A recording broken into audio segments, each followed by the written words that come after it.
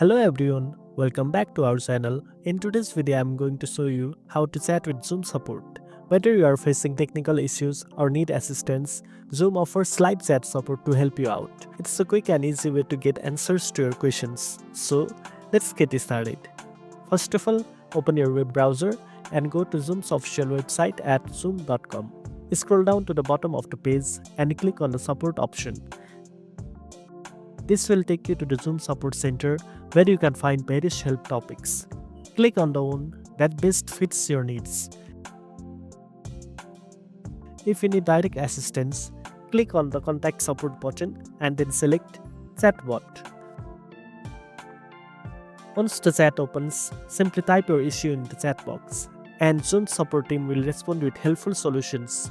Make sure to provide clear detail about your problem to get the best assistance. You can also upload screenshots if needed to explain your issue better.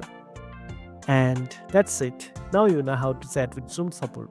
If you found this video helpful, don't forget to like, share and subscribe for more tech tips. Thanks for watching and I'll see you in the next one.